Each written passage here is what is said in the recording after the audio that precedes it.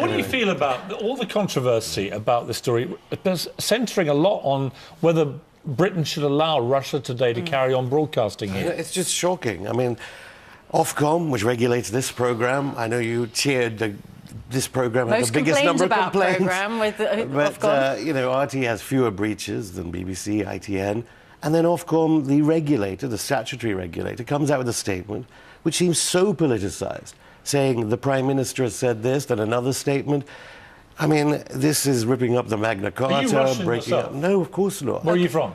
I was born in Cambridge, funnily enough. My father's an expert on Newton. But are you a British citizen? Are you? Yeah, I'm born here, aren't I? I mean, what do you mean? No, I'm just because you work for Russia Today. We have nearly 100 journalists working in a bureau here. Yeah. And let's not forget, RT is the biggest television station on the planet. I mean, it is the biggest on the biggest network, the internet.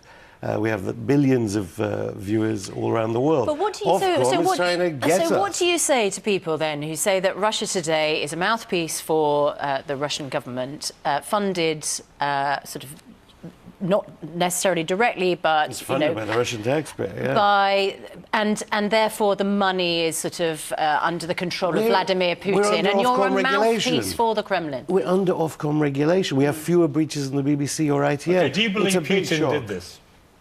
Did what?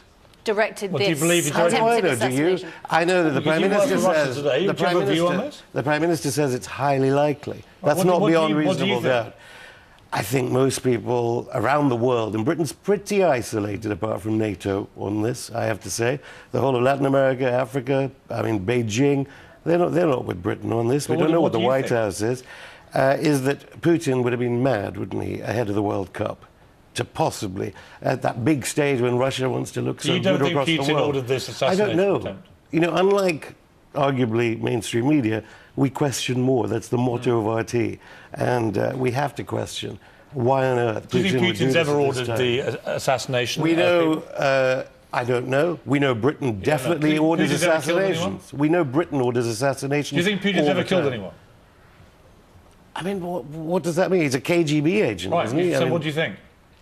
How do I know? We know that Britain... You don't know very Britain much, right now... Britain right now You see my point, though? You work for Russia Today and you're not prepared to even accept the bleedingly obvious about Putin. So you definitely know he killed someone? Absolutely.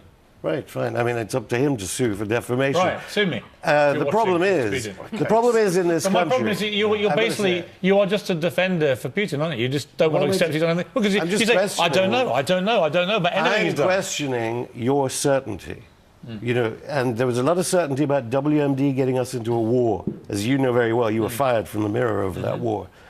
Greg Dyke and I was fired from the BBC over it. We know when a united House of Commons talks about WMD trying to get Britain into a war, this time with the nuclear power. What do you think the stakes are? Well, the stakes are very high. There's no question, especially with people in Russia now making... So why are you so certain? Well, I'm certain that Vladimir Putin is a pretty bad guy. He's done some pretty bad things. He was a former KGB operative. We know that we've had a number of assassinations on Russian traitors on British soil and other soil. He himself has said they're going to kick the bucket. There's record of him saying it. My point is that where I think you're slightly compromised, if you don't mind me saying, is that because you work for Russia Today, a state-funded organisation, you have to be careful what you say about Putin. Tell that to Larry King. No one from the Kremlin tells me what to do. No one ever has. Right. At the BBC, I have been. At GMTV, I was told what to do. Right. What are you talking about? This is the only station in this country where you're not told what to do. Right. And that's the point. You're not prepared to say that you think Putin's even killed anyone. I don't have the proof that you do. You, and I have to say, we had someone from Fairness and Accuracy in Reporting on our show recently saying the problem is journalism in this country, let alone the United States, is full of stenographers for power. No, we don't kill journalists in this country like Russia, though, do we? We don't kill journalists in this country. Do you think Putin's ordered the assassination of journalists? Well, why don't you cover the assassinations committed by this journalists have been killed in large numbers in Russia. It was terrible. Who's killing them? Absolutely appalling. Who is responsible for that? But how do you know definitely it's Putin? But you don't think he's done anything? He's the president of Russia. Of course, he's running a country where these things are happening. So who's responsible? He should take responsibility for What's he done about the killing of these journalists, who were all, coincidentally, anti-Putin? Journalists should always be questioning power all the time. No, but it is believed that Vladimir Putin ordered the killing of numerous journalists who've been hostile to him and his regime. All right? Do you think that that's true? But I'm not a court of law. I'm a journalist. You don't think it's true? So unless you give me what did Putin do about the deaths of those journalists? I'm sure there were inquiries of a sort. What does Britain do about the assassination of its citizens by British government? What is it doing while it's threatening tens of millions of people in Yemen? The point is, we're not going to put Theresa May in prison for threatening tens of millions of people and putting the red carpet for the Saudis. Okay, chaps. We're not going to put Putin in prison for killing journalists. Okay, chaps. My issue with this is, I admire you for coming in and taking the heat. It's not an easy time to be Russia Today, and you're not Russian, I accept that. But I think the way that you're answering these questions, I'm going to put it to these guys, the problem is if you work for Russia Today and you're state-sponsored by Vladimir Putin's Russia, then you obviously have to be very careful what you say about him.